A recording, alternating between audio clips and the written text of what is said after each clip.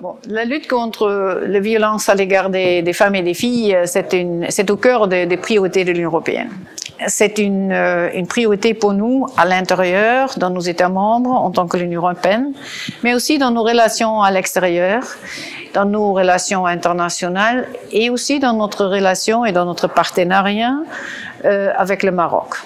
Et ça c'est clairement défini et inclus dans notre déclaration conjointe 2019 qui a des domaines et des espaces bien définis, y compris la question de combattre la violence à l'égard des femmes et des filles. L'Union européenne vient d'adopter une autre stratégie, donc l'Union européenne d'égalité avec un plan d'action en plus, donc qui manifeste clairement que c'est un objectif global pour nous. Ici au Maroc, nous travaillons en principe à travers un grand nombre de projets dans lesquels nous appuyons soit les institutions gouvernementales, les autorités et aussi la société civile.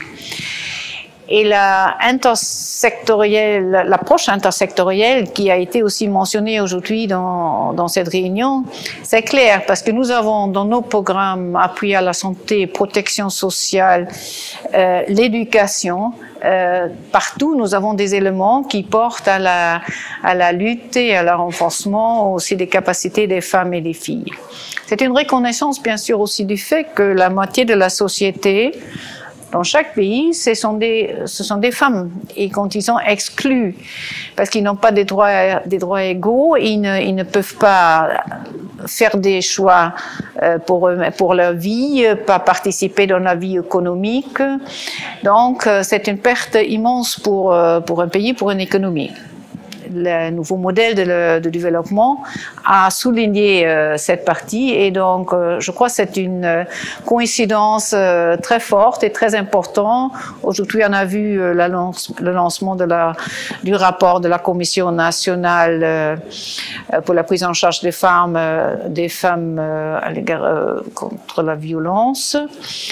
Et cet modèle de développement pour l'avenir, donc je crois que c'est très important, y compris notre engagement.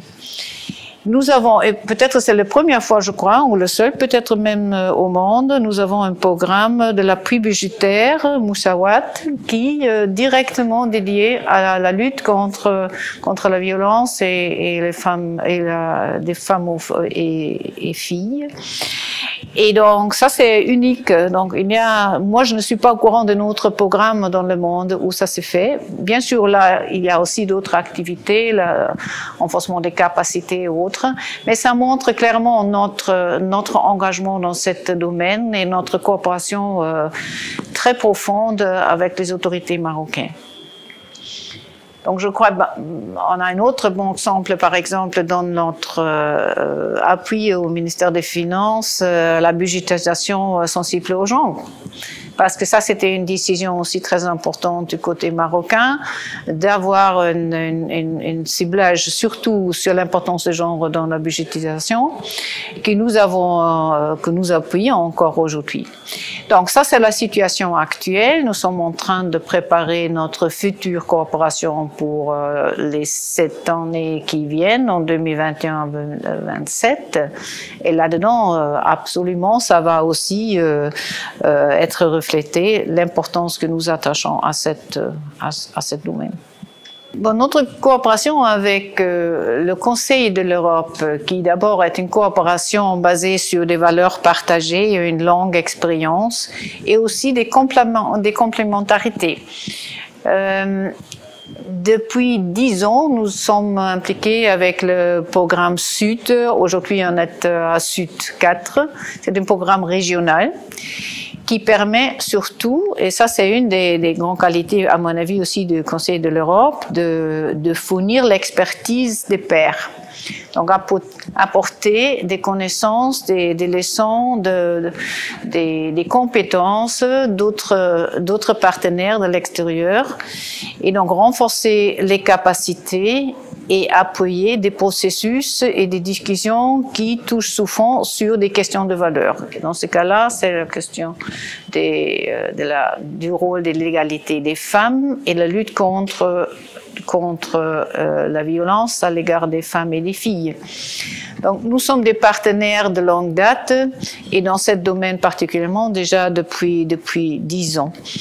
Et ça, c'est quelque chose qui nous avons fait ici au Maroc, par exemple, pas mal des formations. Moi, personnellement, j'ai assisté à plusieurs opportunités, événements où on a, par exemple, fourni la formation pour les magistrats, contre le mariage des mineurs, pour l'application de lois. Et donc, nous le faisons ensemble. C'est assez souvent, et normalement, c'est le Conseil de l'Europe qui fait les liens entre les experts, qui choisit où ils sont les meilleurs matchs, je dirais, où on peut tirer de l'expérience d'ailleurs.